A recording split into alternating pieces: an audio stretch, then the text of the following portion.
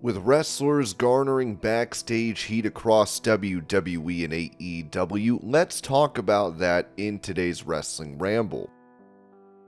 Starting out this list, we have former AEW Women's Champion Thunder Rosa. She's had issues with plenty of people in AEW, starting out most prominently with Ivelisse in a match that they had where it looked like Ivelisse was no-selling Thunder Rosa for whatever reason. Rosa would then get stiff with her in the ring. Then during her reign as AEW Women's Champion, Thunder Rosa would of course get injured and would be out of action for some time. She was supposed to have a feud and a match with Toni Storm. That Storm was ultimately going to win and take the belt off of Rosa, but due to that injury and her being out of action, she could not have that match, not fulfill her obligation, and would ultimately be forced to vacate the championship. Toni Storm would be promoted to Undisputed Champion, and her title reign as interim AEW Women's Champion was then recognized as an undisputed title reign. While her issues with Ivelisse as well as Toni Storm probably got her some degree of backstage heat just between those two people, she also has issues with two other former AEW Women's Champions, those being Britt Baker and even Jamie Hayter. Noting the issue specifically between Britt Baker and Thunder Rosa, the Sportster would write, "Though there have been rumors floating around since the end of Dynamite, reports via Fightful Select outline that there is a significant amount of heat around Thunder Rosa coming from other members of the AEW Women's Division. Fightful's report states that Rosa and Dr. Britt Baker can't stand each other and that an abrasive relationship between the two has been present for over a year now, but both sides have been open to working with one another and remaining professional. Having been on-screen rivals as of late, fans will remember various remarks made by Baker, particularly referencing the accusation of Rosa sandbagging her opponents and being uncooperative. Further relationships have been strained following Battle of the Belts 3, where Jamie Hayter came out of her championship match with Thunder Rosa with a broken nose. As a result, the reports share that Hayter too harbors some heat towards Rosa for working stiff. Baker would take an indirect shot at Rosa during her appearance on the Swerve City podcast, as she said this about not having missed any TV time despite her injuries, which of course Rosa had. Baker said, "I never missed any episodes of TV, with every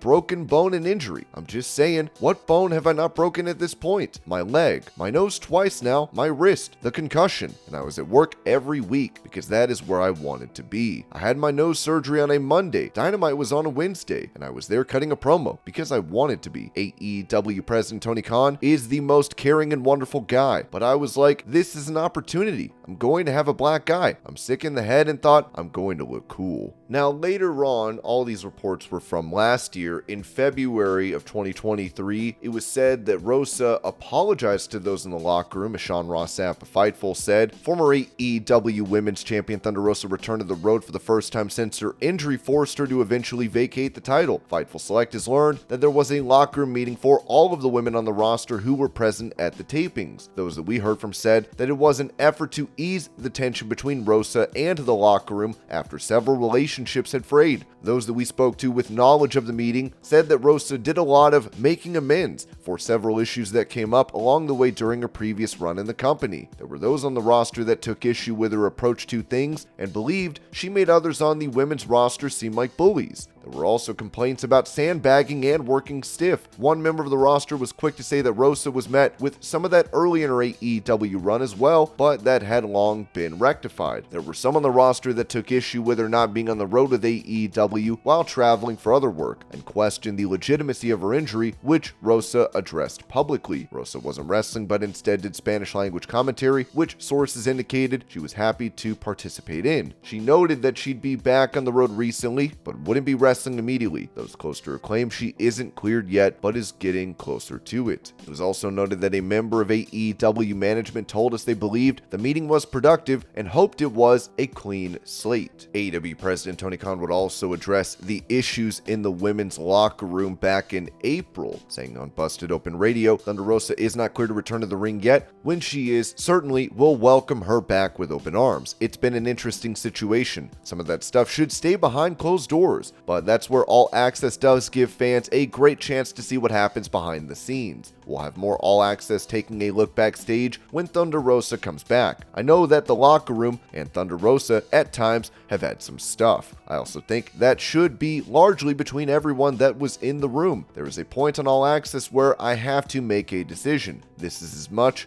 access as anyone backstage would reasonably get. You'll see me making tough choices about what we do and don't show. Thunder Rosa is a great wrestler and has been a great champion. I look forward to having her back. She's done a lot of things we would ask on the path to return and try to make amends with some people, but there are some things you can't amend. There are some people who are never going to get along or be friends. Thunder Rosa and Britt Baker are never going to be friends or get along. It's probably going to be an intense rivalry for as long as they are both wrestling. They are not two people who are ever going to be buddies. Thunder Rosa, we look forward to having her back in the ring. When the announcement was made to create a new show on Saturday, AEW Collision, it was rumored that this would be done to separate those in the AEW locker room that had issues with one another. And we can see CM Punk is separated from the Elite. Punk is on Collision, the Elite is on Dynamite, Andrade is on Collision, Sammy Guevara is on Dynamite. They of course had a backstage altercation that got physical, and then Thunder Rosa was announced for the Collision show as well, and Britt Baker, Jamie Hayter, and all the other women that have an issue with her seemingly are staying on Dynamite. It's fair to say that Thunder Rosa has garnered a great deal of backstage heat during her time in AEW.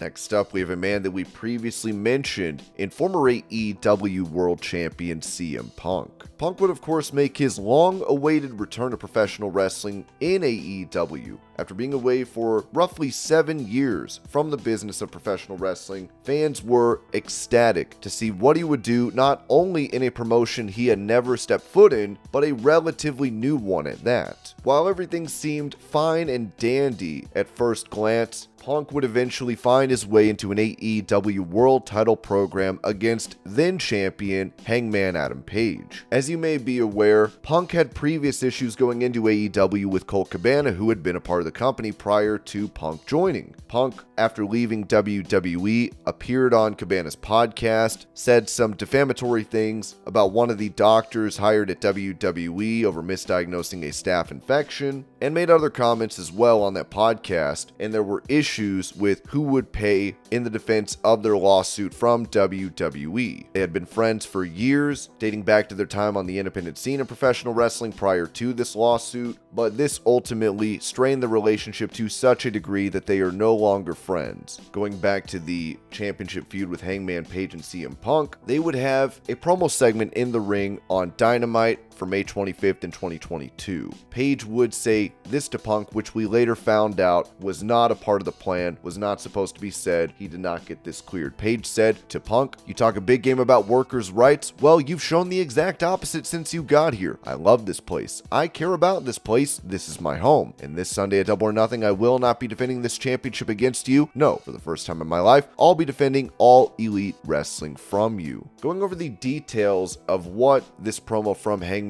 Page to Punk was about, the Wrestling Observer newsletter wrote, "The big thing that started all this is that Colt Cabana is not in the Dark Order with no angle and stopped being brought to television. He was going to be cut, but Tony Khan signed him for Ring of Honor. This is really the catalyst of everything, although different people have different stories as to why it happened, including Page and Punk. But even if that didn't happen, it was probably going to happen for something else, just given the nature of the different personalities involved. It feels like a number of people are close to their breaking point if things don't get settled." Punk would still have that match against Hangman Page at Double or Nothing and beat him for the title, and this would lead to the now infamous post-show press conference where Punk took shots at Colt Cabana, explained the reason for their falling out, took a shot at Hangman Page for that promo he cut, which was unplanned, and even took a shot at the quote-unquote EVPs, the executive vice presidents, that, quote, don't know how to manage a target. He was referring, of course, to the Elite, Kenny Omega and the Young Bucks. After leaving that post-show press conference, Punk would be backstage with AEW producer and good friend Ace Steel, and in the locker room, this is where the Young Bucks and Kenny Omega would come through the door and a fight would ensue. A brawl between the Elite, Punk, and Ace Steel, where Ace Steel reportedly bit bit Kenny Omega, a chair from Punk was thrown at one of the Bucks, and all of them would be suspended, despite Punk being the AEW World Champion and the Elite just winning the Trios titles. All these new champions would be crowned at Double or Nothing, and on the Dynamite following this event, Tony Khan would announce that those titles were vacated. Little was mentioned regarding the suspension, if at all, on programming and even outside. As mentioned about the creation of the AEW Collision Saturday show, it was